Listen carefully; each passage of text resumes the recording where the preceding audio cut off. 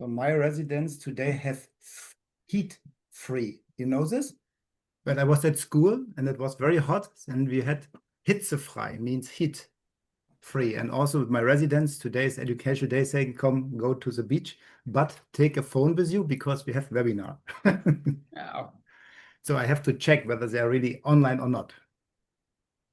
They should be in the operative room. It's yes, the temperature is good it's there. the most pleasant place. Exactly.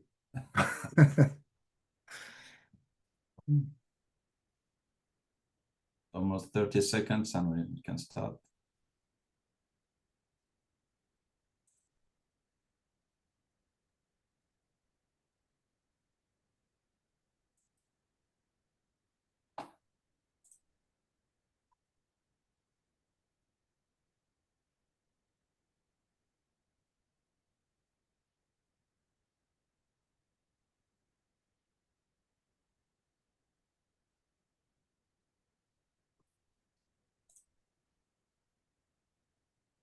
So I think we can start. So we'll welcome everyone on behalf of the EANS office and the skull-based section of the EANS. And we have the pleasure today to have Professor Henri Schroeder from Germany, Professor Diego Mazzatenta, and Professor Luigi Maria Cavallo from Italy. All of them have a huge experience in skull-based. And today we will focus on the orbit and the different approaches. I mean, the classical one that we all know from the transorbital routes and from the endoscopic endonasal perspective also. So we'll try to begin with Professor Henri Schroeder, who will speak about the endoscopic endonasal approach to the orbit. Please, Henri. Hello, everybody. Thank you for the kind introduction and thank you for invitation for this webinar. Can you see my slide? Yes, we have it. So I want to give an overview of the techniques we use, not only endoscopic endonasal, because at least in my institution, orbital tumors are not too frequent. So when you look at the anatomy for neurosurgeons, most of the time we are involved in orbital surgery because of tumors which come from outside and invading the orbit. Very frequent, we have sphenoorbital meningiomas. We come from the lateral wall of the orbit and grow into the orbital space. So this is one of the most frequent indication what we see in our institution. Also together with our ENT colleagues, we have frequently nasal cancer, which is invading via the ethmoid cells or a sphenoid sinus and going into the orbit. Purely endoscopic lesions like cavernomas or schwannomas or optic nerve sheath meningiomas are not so frequent. Frequently, we did for optic nerve sheath meningiomas a surgery intraorbital when I was a resident and also later. But nowadays, most of the time we send them for radiation. It is interesting for me that when we learned that optic nerve does not tolerate radiation much, but we have seen patients which improve in vision with an optic nerve sheath meningioma after radiation. So this was very surprising for me. and so the indications for these tumors is also reduced. Here you see the relationship between the ethmoid cells and the sphenoid sinus of the orbit, and this is what we traditionally used as a transorbital approach when we come via transcranial route. So we just remove the roof of the orbit. And when you look to the structures, most of the structures which come via the cavernous sinus, they cross from lateral to medial. This is very frequent finding. Only the abducens nerve remains lateral. And you see trochlear nerve goes over the annulus of Sinn, and you see here also the vein, ophthalmic vein, cross from lateral to medial. Ophthalmic artery crosses this way. And here you see the optic chiasm and the optic nerve. And here you see the trochlear nerve, which running over the annulus of Sinn. This is the frontal nerve from V1. So this is important to recognize the anatomy. And when we decide where we want to come or where we want to go to the lesion, we look where it is in the quadrant. Is the medial half? It's the lower quadrant medial, upper quadrant medial. It's lateral up or lateral down. So this determines the approach. And also the relation, of course, to the optic nerve. Is the optic nerve pushed lateral, medially? So we try to avoid to come in conflict with the optic nerve, of course. So this was a pseudolymphoma, a kind of inflammation, which is not a tumor, but inflammation. And sometimes you can mix this with a lymphoma, so a biopsy has to be taken. And there was a nice paper recently published about different approaches to the orbit. So my focus today is of endoscopic endonasal approach, when you come from inside, from medially located tumors, but there are also the transcranial orbital approach, which we have traditionally done as a neurosurgeon. And then nowadays is an endoscopic transorbital approach, where you will hear later in the lectures. So I just want to start with some cases. The first case was a 34-year-old female with incidental finding. Ophthalmology was unremarkable. And you see here a small lesion, which is pushing the optic nerve laterally. So when you see it, you think she might have symptoms, but she was completely asymptomatic. And she is a doctor in the south of Germany, and everything would explain to her. And also the option, of course, exists for an endonasal transorbital approach, because it is medially located in a lower quadrant. But she refused to have surgery, and that is okay. She is now under investigation for 8 years and still has no growth. So it's not always required to jump on anything what you see in the orbit if the patient has no symptoms. Another example is a 4-year-old boy. He had an exophthalmos a little bit on the right eye and has pain. And you see here a little bit protrusion, not much. And the MRI shows a hyperintense lesion in T1 and a hyperintense in T2, laterally located. So at that time, I did the surgery together with Professor Hosemann, it's our ENT, and we made a lateral orbitotomy. So the incision was below the eyebrow, going a little bit backwards. Then we exposed the lateral orbital wall, and with the oscillating saw, we removed the bone here. And then the posterior part of the lateral wall is resected with rongers. This is a piece of the lateral rim which we took. And here's a short video just showing the periorbit is incised. And then, of course, you would try to find the plane between the orbital content and the lesion. And we found here the typical epidermoid. So we make an internal decompression. And then, of course, the most important part is to remove all the capsule. And this is best done, in my opinion, with a traction counter-traction technique. And you see there's all orbital content. It's not the tumor. So we have to go really down to the capsule of the tumor to do no harm to the structures in the orbit. Also, the fat is important. So we try not to remove too much of the fat, because the fat prevents that there is adhesion with fibrosis, which might interfere with a function. So then the thing is taken out and hemostasis is achieved. And then we suture the periorbit. Then we bring back the lateral orbital rim. We just fix it with suture, so no plates. Then the periosteum is sutured, and you see this is the incision. And this is a guy 5 days post-op. MRI shows complete resection. You see all looks good. And this is 2 months later. You see hard to see. And now he's 4 years post-op. So also an old-fashioned incision can have a good cosmetic result. But of course, nowadays, many people would make an other incision, what you will hear later on, to get access to this lesion. This was a 35-year-old female, incidental finding, MRI, unremarkable. And you see also here's the lesion. It's a little bit hyperintense in T1, so I was not sure what it is. The same approach, and this turned out to be a shoulder sterol cyst. It's also very rare in this location. We see it frequently in the petrous bone.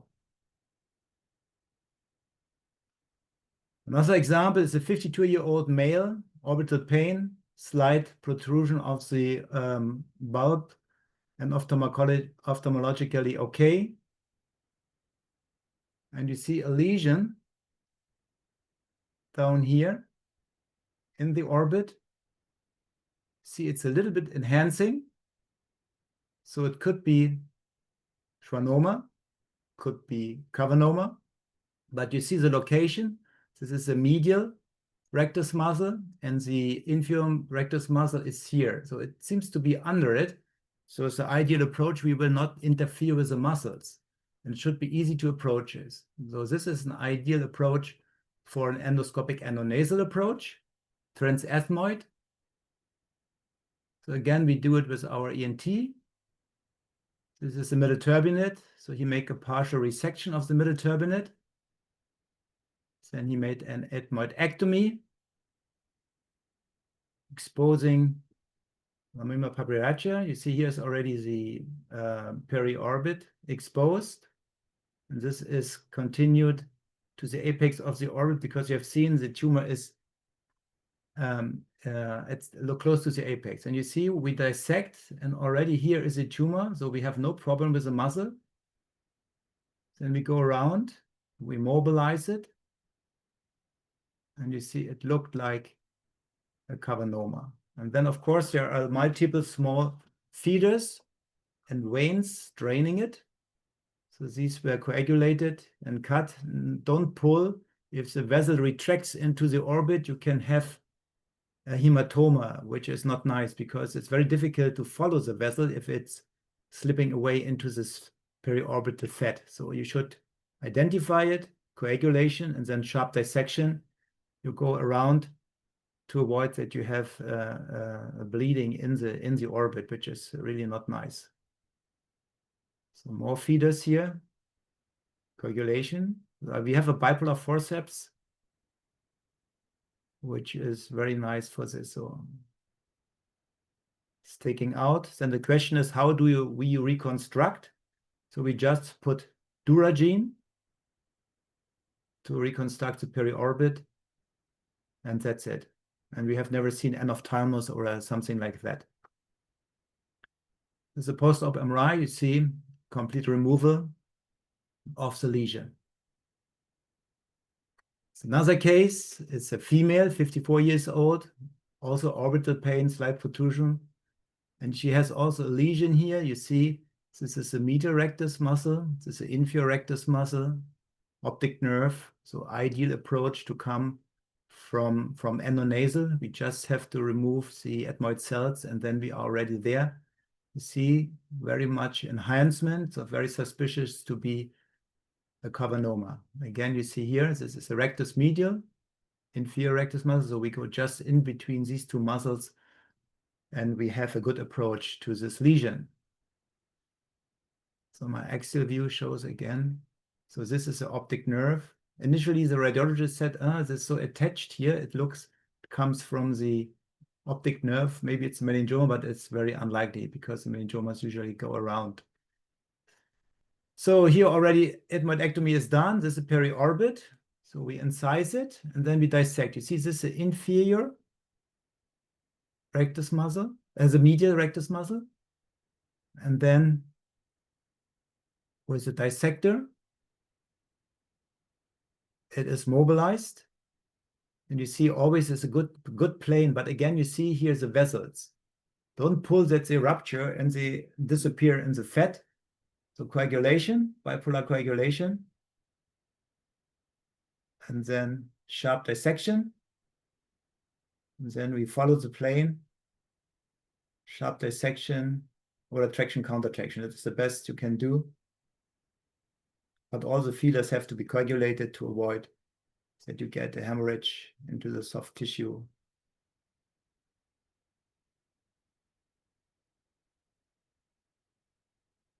Sharp dissection, and then can be taken out. I think it's a very nice approach because it's easy to go there, no retraction. And of course, also cosmetically, it's very nice. It's a fat tissue. We just put Duragene, fibrin glue, and that's it. This is day 1. See gross total resection, and then 5 years later, all looks good. No recurrence. And there was a nice paper just published by the skull base section about the orbital cavernoma. So if somebody's interested, you are welcome to read it. It's a very nice paper. Another indication for an endoscopic nasal approach was this guy, 35-year-old male, had just orbital pain, visual problems when he was under physical stress, but we could not confirm this with our ophthalmological exam. But he always said when he is in physical stress, he has visual problems. And you see there's a small lesion here at the apex, very close, very superficial. So again, of course, this is an ideal approach. You come here through the ethmoid area. You see here, optic nerve, and here's a lesion medially of it. Here again, this is CT scan. You see bulging here a little bit. Navigation was used for this case because it's so small. Our ENT starts again. Here, resection of the lamina papyracea. So the medial wall of the orbit. Then he's drilling all the thick bone. With a sickle knife, we incise the periosteum. Close to the apex, of course, we have orientation with navigation. And then in the fat tissue, we find this small lesion. To me, it looked like a meningioma.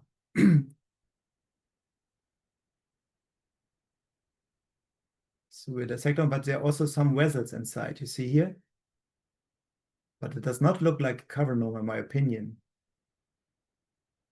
So sharp dissection again, coagulation of the vessels going in and out to avoid hemorrhage. And then sharp dissection, and then the thing is removed. Coagulation is from Suter, a bipolar forceps, which is very nice. And then again, we put just Duragene for the reconstruction. This is a post-op CT showing the opening, what we did here.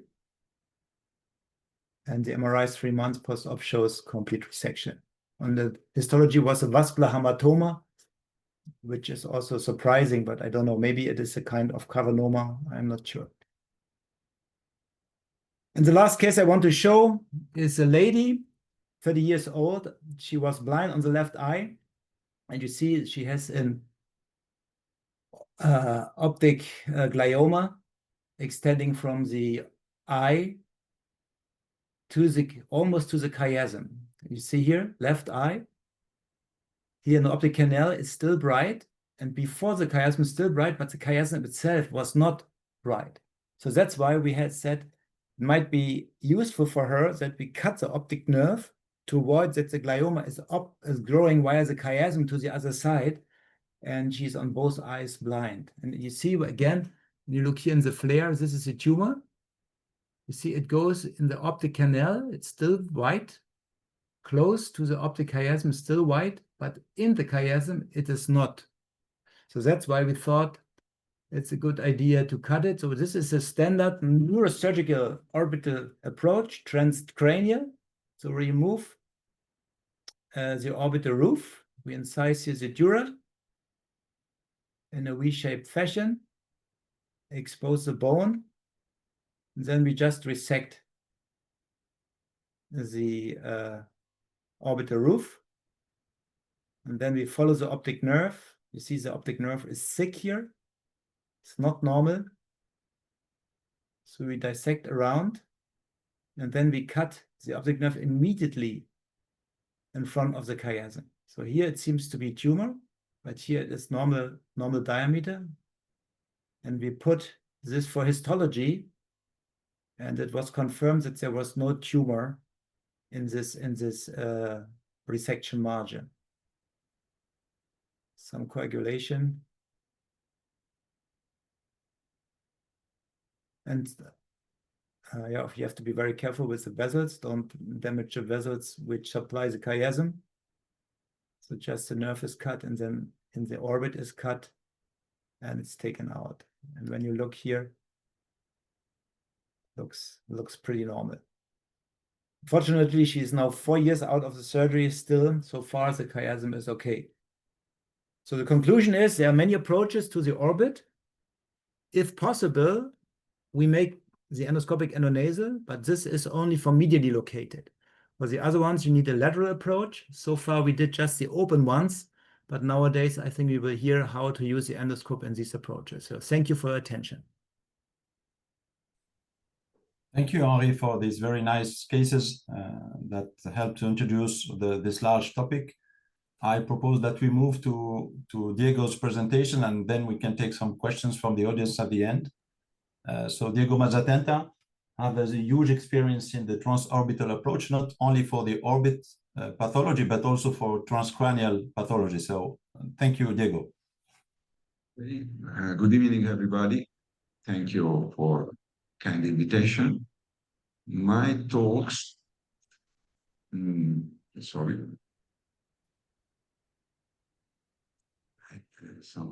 Okay, now it's going. Okay, just a second. Okay. Do you see my presentation? Yes. Okay, sorry. Okay, now we can go. Okay. Okay, thank you so much. My presentation is a transorbital approach, but with the neurosurgical point of view. And in the last 10, 15 years, the transorbital approaches, because there are different type of approaches, are becoming more and more popular.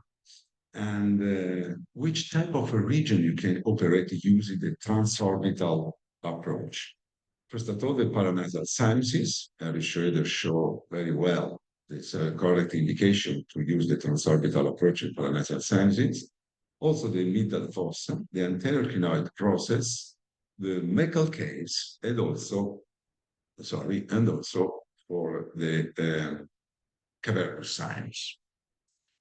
This is our experience. We use in 44 patients the endoscopic transorbital approach.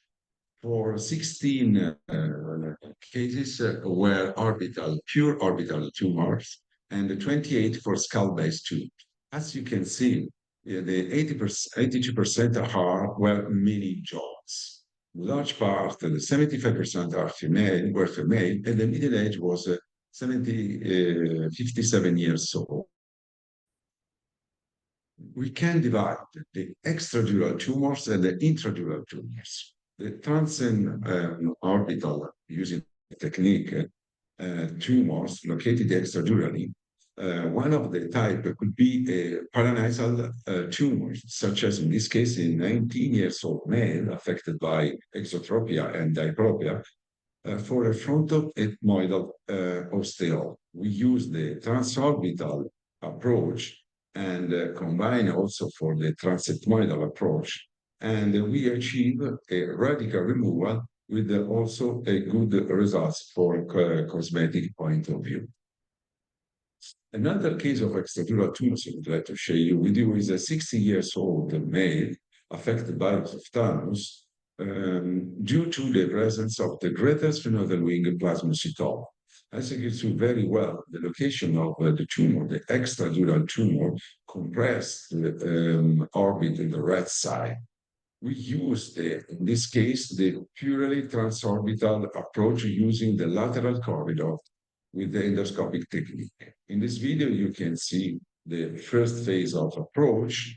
We use obviously the 0-degree endoscope with attached orbit tenon capsule, and we drill out the bone, the lateral compartment of the orbit bone. You can see in this case, you can control, it's possible to use the two hands technique. And this is the most important. The transorbital approach is a narrow surgical corridor, but you can use the two hands technique.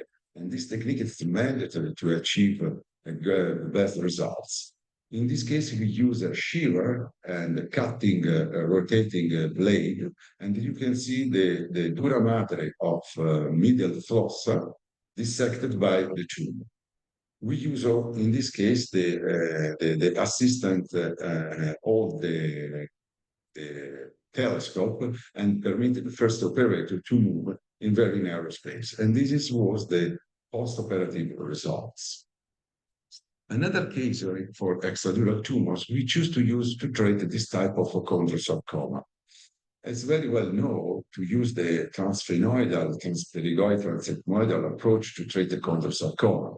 As you know very well, the chondrosarcoma arising from the synchondrosis between the spheno-orbital, spheno-occipital, and junction.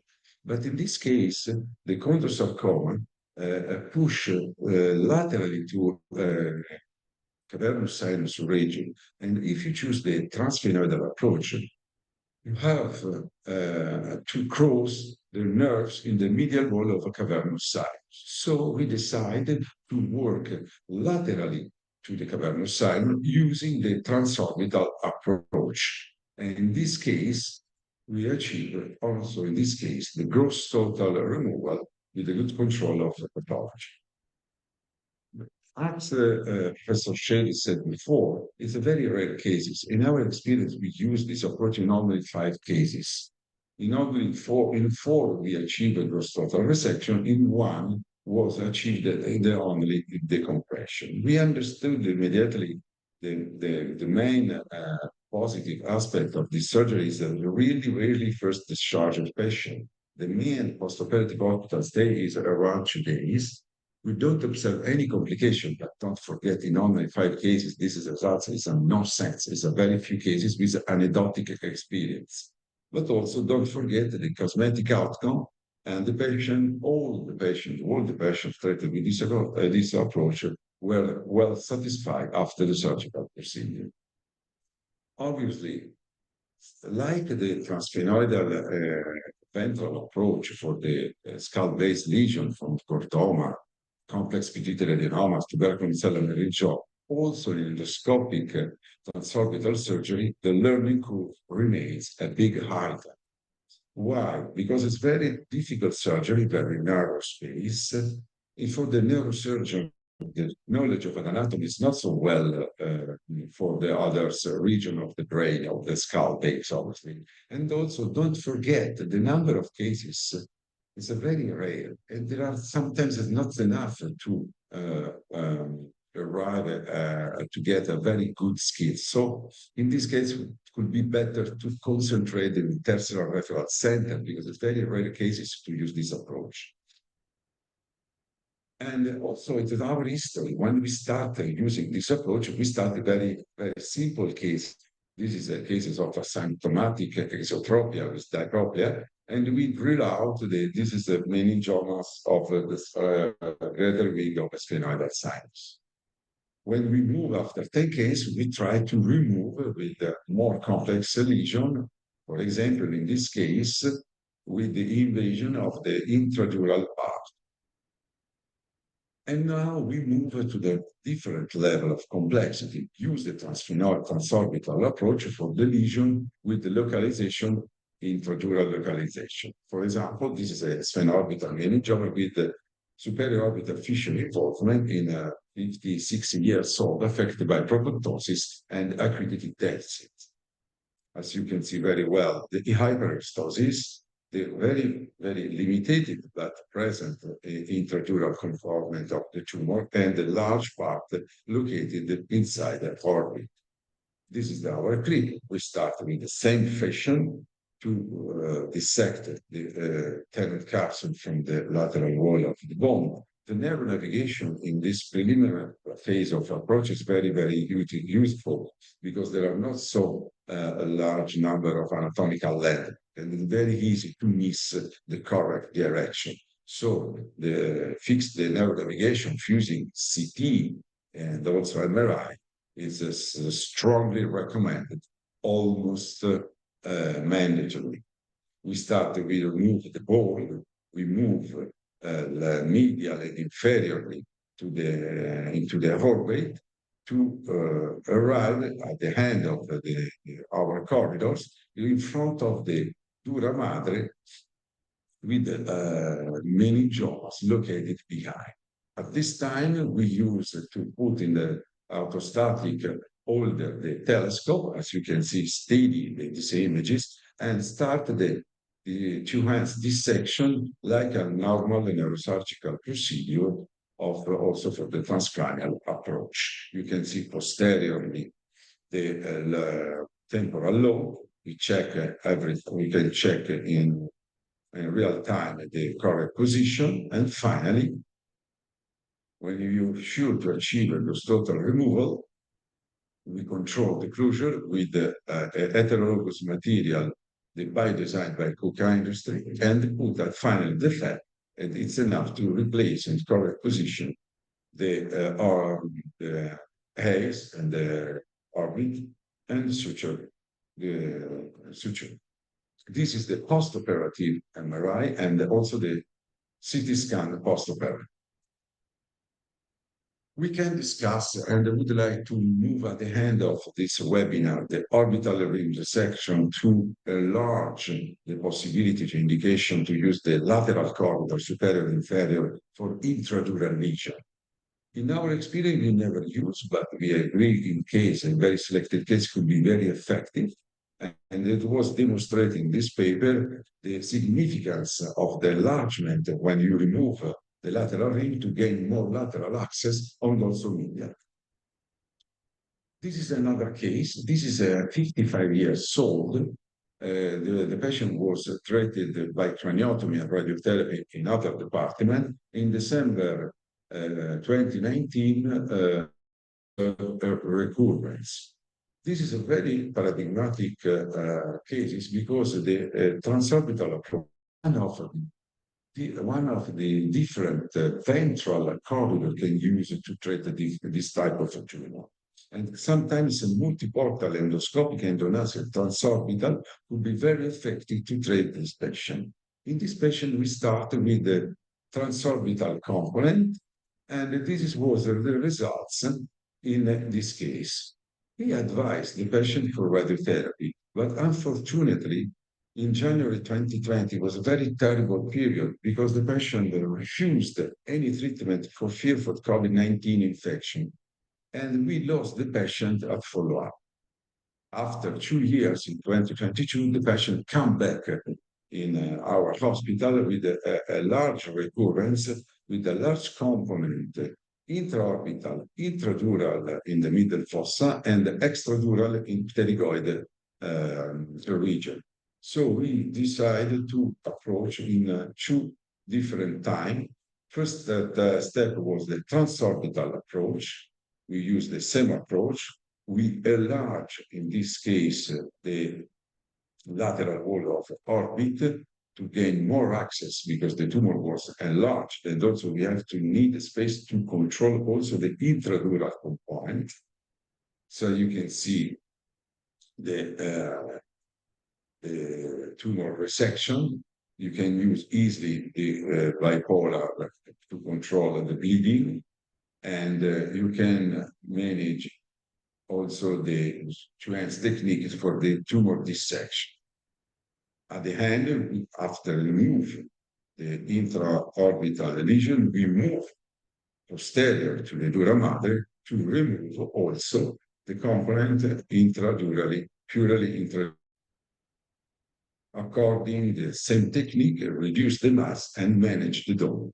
After, we move inferiorly and lateral to enlarge the approach and remove the component of tumor, and we arrive at obtain a gross total removal of lesion in the component intraorbital, intradural in the middle fossa. We stop the procedure, we control the hemostasis, we control also the CF slit in the same technique as I before showed. And this was the results. After we remove the infratemporal fossa using the transsphenoidal transmaxillary approach, transpterygoid, transethmoid. Behind the right nasal fossa, we cut the middle tube, and we perform the ethmoidectomy, we move posteriorly and drilling out the pterygoid process, as you can see. And after we move laterally, we open the posterior wall of maxillary sinus. And we can find in front of you the tumor. The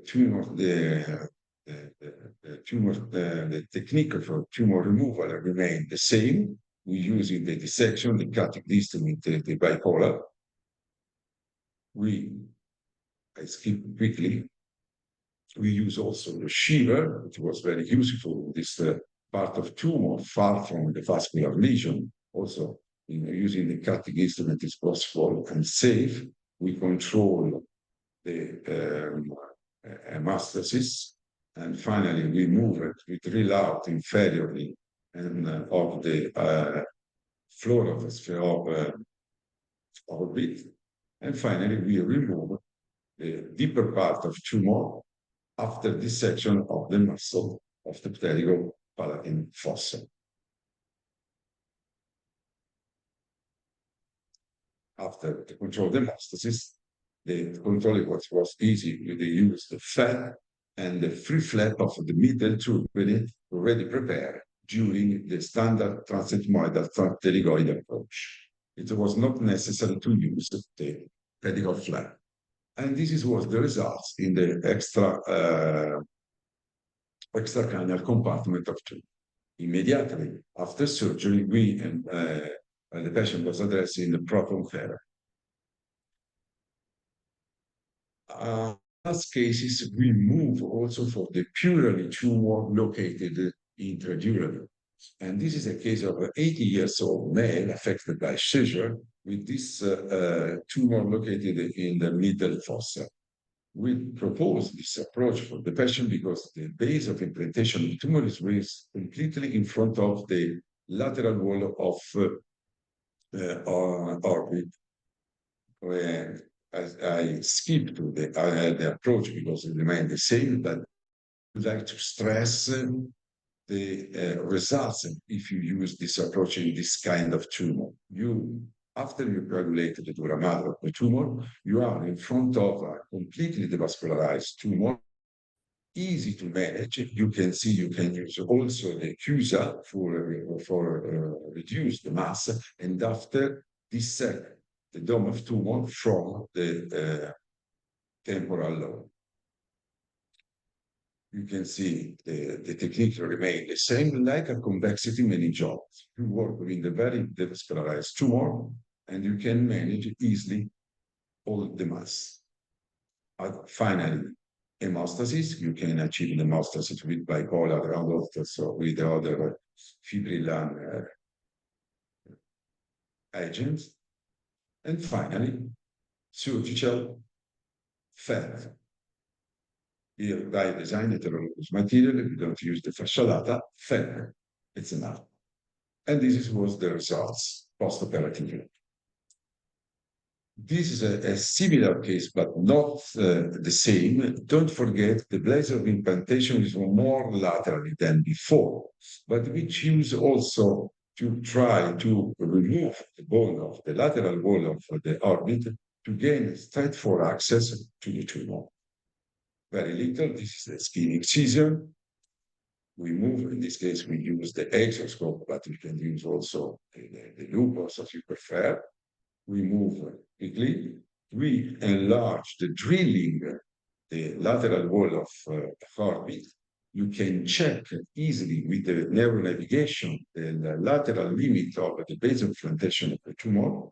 Finally, you are in front of, like a previous case, with a really devascularized tumor. Same technique, two-hands technique. You can use also easily the CUSA. There is enough space to work with your techniques. And the dissection remains the same. You can also manage, as you can see, the little vessel in the temporal hole of the lobe. And this is also a radical removal of the tumor, of the bone dome of the tumor, and you control with bipolar and fibrillar agent the hemostasis. And this was the post-operative results. Our series is of 23 cases. The lateral orbital compression, we achieved the 100% of the results. we achieve, obviously, there are very complex tumors. Sometimes the decompression is the goal of this type of surgery, but we achieve the gross total in 43.5% of our experience. The complication, temporal trigeminal hypostasia in one cases, keratoconjunctivitis, one chronic pleural hematomas, and one permanent extrinsic ocular muscular palsy. Like the transphenoidal approach, the transorbital approach is a tool, is an opportunity, is another corridor than can the skull-based surgeon could be utilized. It's not a question of faith. There are some limits, orbit retraction, learning experience, very big vascular engagement is not so easy to manage, and brain infiltration. The advantage is a straightforward route, no post-operative temporal skull muscle atrophy, minimal scare, less bone demolition in high-grade static region. The static results is very, very, very impressive in this case. No temporal bone retraction, no neurovascular structure manipulation, and no the cosmetic outcome good. Don't forget, and this is my conclusion, this is another corridor in armamentarium of the skull-based surgeon. Thank you for your attention. Thank you, Diego, for this impressive experience. Maybe we can just stress for the young audience that this is not an approach for all temporopolar lesions. I mean, there is a quite long learning curve for this transorbital approach, and the cadaver lab work, preliminary work, dissection on the lab is very important because there are no landmarks within the orbit. And you can find yourself very easily in the superior orbital fissure or the optic canal. You can be lost very quickly. So I think for the young audience, there is a lot of work before doing what Diego shows, actually. So there are no questions, actually. What was lateral orbital wall removed in your last case? They asked. No, we have never removed the ring. I think that the question, the orbital wall, it depends what is what you mean. The orbital, the lateral orbital wall, you have to remove just to permit to control a complete base of the tumor. The extreme lateral position is where the tumor finished. Because if you use your bone removal too smaller, you can't control the radical removal. When you plan this approach, for example, in temporal lobe, we thought this approach to try to remove totally. If you try to remove the totally, you move more laterally. But Professor Beroua said the key point. This is a really difficult approach. It takes time. It takes a long time for the learning. And don't forget the temporal approach, microsurgical temporal approach. We arrive after 45, 44 cases. So it's very elegant, but it's not easy. And the worst is the medial wall of orbit. Whereas in SOF, it's a really dangerous area. It's required a very, very, very high knowledge of anatomy to manage this type of tumor. It's not automatic. Sometimes could be very confusing when you work inside the orbit. It's more difficult than anatomical dissection because you are bleeding and you are situation could be very dangerous. So anatomical dissection, and comparing our traditional approach, because don't forget the transcranial microsurgical approach. They remain a pillar of our knowledge. This is an opportunity in very few selected cases. Thank you, Diego. I think we are running out of time, so we can move to Professor Luigi Maria Cavallo. Everybody knows he has a tremendous experience in endoscopic endonasal approaches, and he will talk about the complementarity between transorbital and endoscopic endonasal approaches. Please, Luigi. Thank you, my chef. Thank you for the invitation. I will try to show you in this presentation how we can find complementarity between endonasal and transorbital route. And as you know, in the last decade, there has been an increased interest in the orbital and periorbital approaches, and especially if we look to transorbital, endoscopic transorbital approach, you can see the increase of number of publications we have over the last 8 years. And as I said, we can find some complementarity among endoscopic, endonasal, and transorbital approach at different levels. We can have at the level of the orbit, of course, but we can have also complementarity around the orbital apex or the optic canal, but also on the middle cranial fossa and cavernous sinus, and even in infratemporal fossa. We will start from the orbit and from the endoscopic and the nasal route. You know very well the anatomy of this area. And you know that to enter to the orbit, through the nose, we have to pass through the lamina papyracea. And we know the limits. We know the vessel we have to know around this area, especially the anterior and posterior ethmoidal artery, which have to be recognized. And when you work inside the orbit, these are really interesting papers.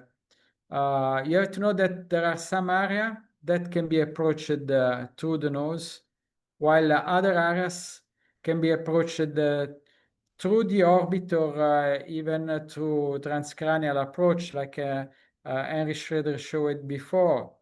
And it's quite intuitive to realize that the lesions which are growing medially inside the orbit can be approached through the nose, while those growing laterally can be approached through the orbit or transcranially. So in this interesting paper that has been published by different groups, but especially the group of Do-Sik Kong, who really have a great experience in this field, has showed that on zone 2 or even zone 3 and zone 1, a considerable number of lesions can be approached through the nose. While, for example, for zone 4, so laterally in temporal area, can be approached mainly with the transorbital approach. And it's reasonable. If you see this example, it's quite intuitive. Everything is growing medially, can be approached through the nose. But if you have lesion growing laterally, have to be approached through the orbit with the endoscope or transcranially with the conventional transcranial approach. Let's move to some example. This lesion, again, was growing medially. So it's very it's very easy to reach this lesion through lamina papyracea, so through the nose. This is just a short video to show the approach. You have to flat all the bone along the periorbit. You have to remove the periorbit, the papyracea. Then you have to open the periorbit, and then you see this tumor. It's quite uncommon. This was a fibrous solitary tumor. You can press on the bulb to push a little bit the tumor toward the nasal cavity, and then with the dissection maneuver, gradually you can remove even and block this tumor. The reconstruction is quite easy. You have just to put some hemostatic material, and then you have to cover the medial wall with some mucoperichondrium harvest from the middle turbinate. This is the pre-op and then the post-op MRI. Of course, you can work through the nose even for lesion growing intraconally. There is this nice series from Pablo Recinos, but there are a lot of papers made by different group concerning intracorneal lesion, and this approach seems to be really effective for this lesion. And of course, the same we can do through the orbit with the endoscope when we have a lesion growing laterally in the lateral quadrants of the orbit, like in this case. This was an extracorneal lesion. You see how it was compressing the muscle inside the orbit. This is the approach, quite fast to realize. And as soon as you enter the orbit, you dissect the periosteum, and you see with this hemangioma, you dissect. You have to avoid to enter the capsule. It's similar to the case of Henry Schroeder showed before, and then you dissect all around, try to find and to isolate the feeding vessel, and then at the end and block you can remove this lesion. The incision we do is the eyebrow, and that's the post-op MRI. This for the orbit. Then we can move to orbital apex or to the optic canal. This is the perspective we have through the nose on orbital apex and on optic canal. We know that in the nasal we can decompress a lot the optic nerve, from the chiasm up to the intracanalicular part, up to the annulus of Zinn. We can decompress along the nerve, the optic canal. And if you look this anatomic study we made with Alberto Di Soma, Matteo De Notaris years ago, this is the amount of band resection you can do endonasally and then through the orbit. So you see that if you combine endonasal and transorbital approach, you can decompress all around the optic nerve.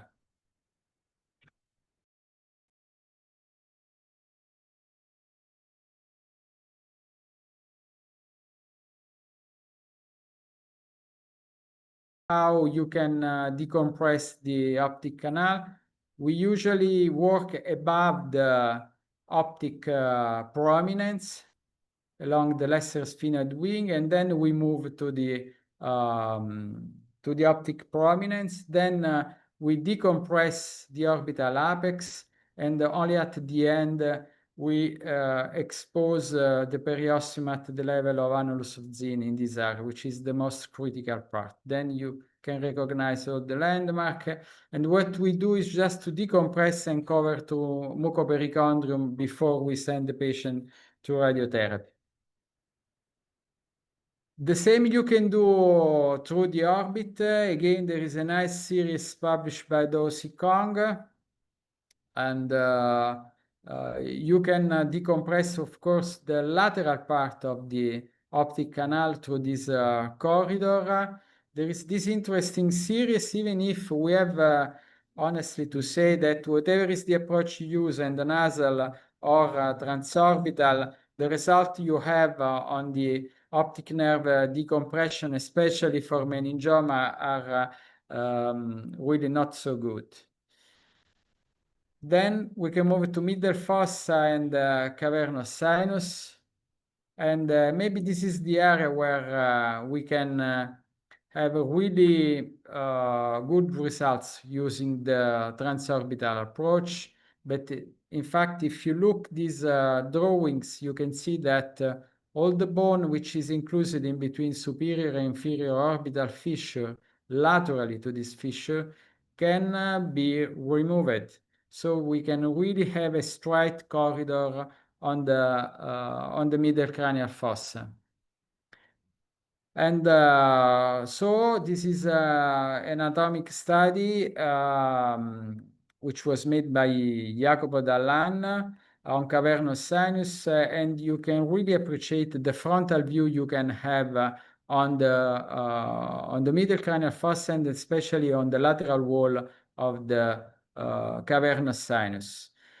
So the anatomy is always the same, but the perspective that you can have on this structure is different if you look through the orbit, through the nose, or transcranially. So we have to familiarize with this view on this anatomic structure, and also with the corridor we have to pass through to reach this structure.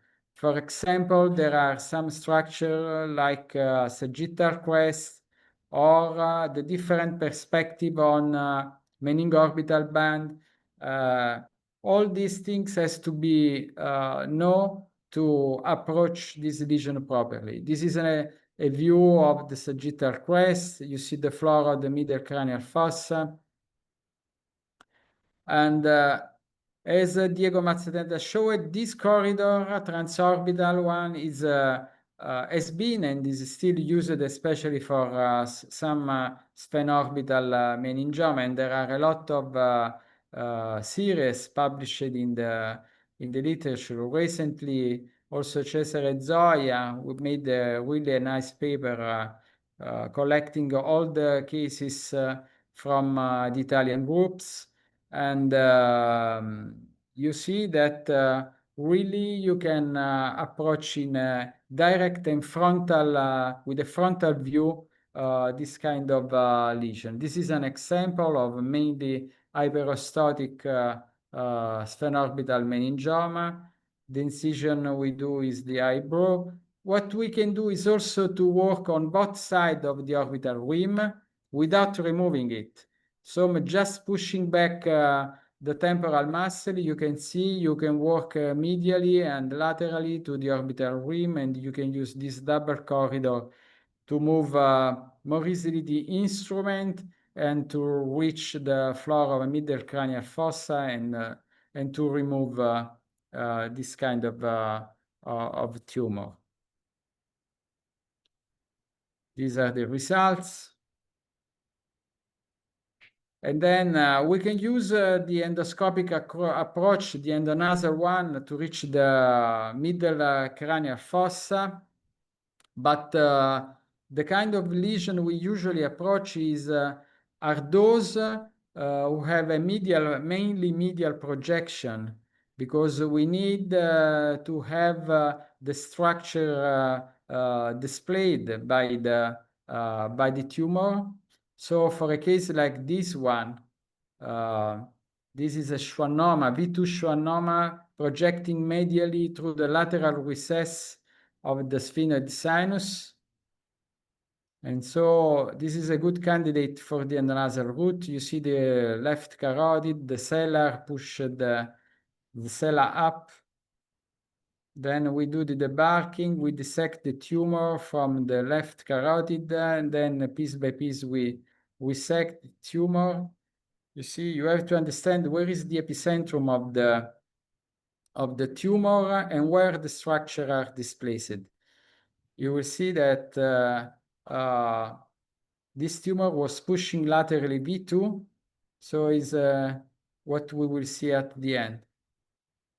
Yes, this is V2, and you see the tumor, and then we left at the end one piece of tumor which was just over the carotid artery. And you see, you can remove the vast majority of this tumor.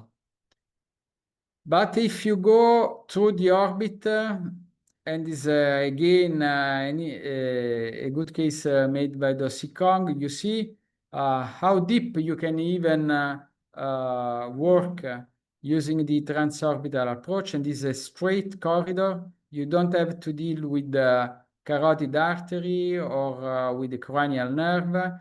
And this is the reason why this approach has been even used to remove intraparenchymal tumors, or to treat some epileptic disease. So it's a straight corridor, no doubt. It's a deep corridor, but it's possible to treat even a large lesion through this route. This is the result of a large series published by the Korean group, in which some cases are made through the nose, some other transorbital, some other combining the approach, just to show again the complementarity of the two approach. You know, we can use the endoscopic endonasal route even for selected cavernous sinus lesion. For example, meningioma, where we can decompress mainly the bone, but also reduce some esophageal part of the tumor before sending the patient to radiotherapy. You see, the endonasal route allows you to decompress all the bone over cavernous sinus. So especially if you have 6 cranial nerve palsy, you can decompress the cavernous sinus completely. The medial wall can be decompressed, but even some esophageal part of the tumor can be removed so that you can free the optic nerve, protect with the fat, and then send the patient to radiotherapy. You see, you can decompress the nerve, decompress the cavernous sinus, and then send to radiotherapy. Last, you can reach the infratemporal fossa either through the orbit with the endoscopic transorbital approach, or even through the endoscopic endonasal approach. You see, you have to drill the pterygoid process. You have to expose the lateral recess of the spine of the sinus, but either through the endonasal route or even through the orbit, you can reach the infratemporal fossa. This is just one case made through the endoscopic endonasal route, and you see that with a really minimal invasive approach, you can remove this infratemporal schwannoma. So at the end, we can conclude that the endonasal and transorbital route are complementary route. Some way is similar to what we have when we compare the endonasal approach to the midline skull base. Now we can combine the endonasal approach to the paramedian skull base with the transorbital approaches. That's all, and thank you. Thank you, Luigi, for this very nice presentation showing all the possibilities by combining all the routes we know, endoscopic, endonasal, transorbital, and transcranial. So I don't know if we have specific questions from the audience. I don't see specific questions. Are there any comments from the speakers, maybe?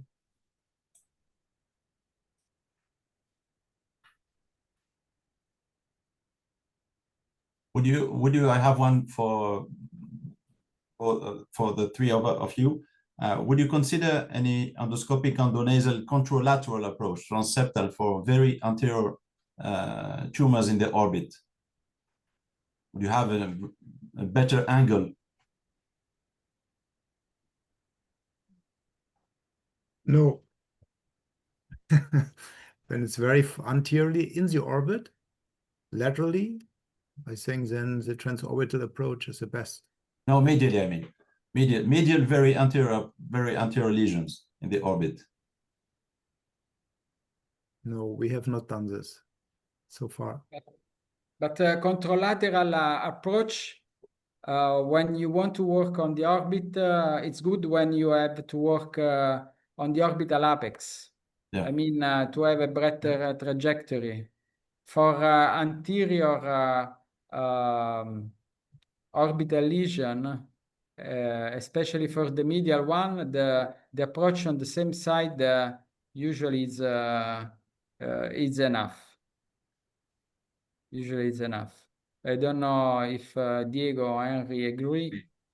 I agree completely with Luigi. Yes, the same approach is it's enough to control. Obviously, you can combine also the 30-degree, 45-degree angle telescope to improve the maneuver orthogonally to the anatomical route.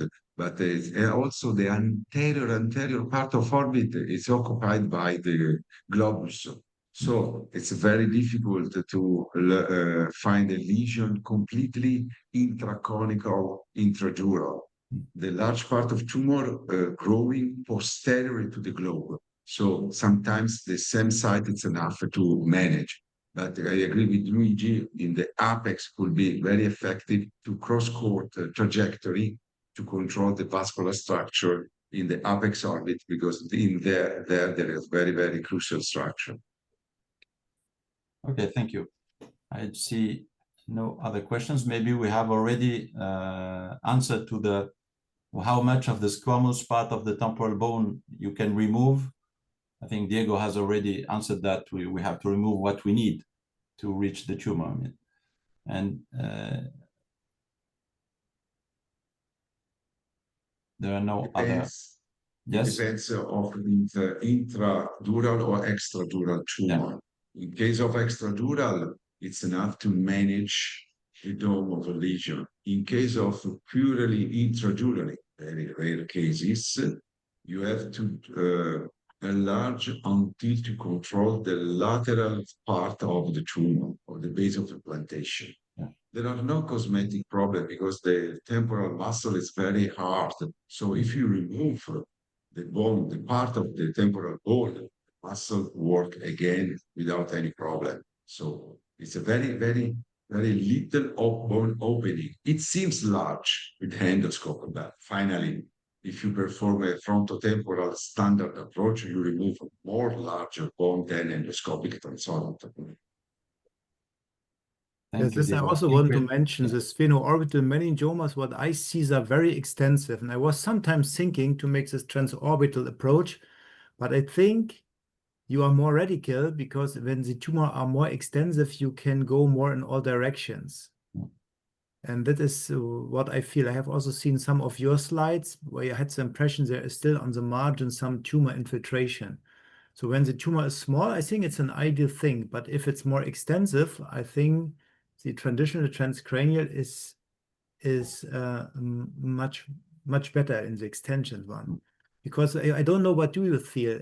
Always when we have a protrusion in the bulbus and we make even a large resection, sometimes the bulbus does not go away, even if you make a big opening. This is what I have seen. How is it in the endoscopic transorbital approach? Do you always have a good improvement of the exophthalmos, or is it also persisting in some of these cases? Serve a good cosmetic results. The risk is in case of a very large tumor, when you remove a lot of bone, the end of thalamus. So you can fix this problem using the fat. Maybe when you close, when you are during the time of a closure, you can use more fat than, and the patient was discharged with the exophthalmos. After the fat reduced, after 1 month, 3 months, the exophthalmos come back to the normal position. Do you understand? Do you follow me? Yeah, what I have never seen endophthalmos in these surgeries, even if you make a big hole. Me never. Too. Me too. Me Yeah. too. No, Me too. I never observed. The problem with this tumor is that not so rarely they recur. So maybe the first time is better to operate transcranially, but they recur. And so maybe the second time or the third time, the transorbital approach gives the chance to use a virgin root some way, and especially when you have hyperostosis recurrence. So you can avoid to reopen the same scar, and especially when the tumor grow mainly inside the orbit, you can resect again most of the tumor without reopen the lateral incision. Yeah. So thank you. I think we are exactly on time. So I would like to thank our three speakers, Diego, Luigi, and Henri, and the EANS office for the nice organization, and also all the participants. There are more than 110. So thanks to all and have a good summer. Thank you. Bye. Thank Same you. to you. Bye-bye. you. Bye. Bye Bye. bye.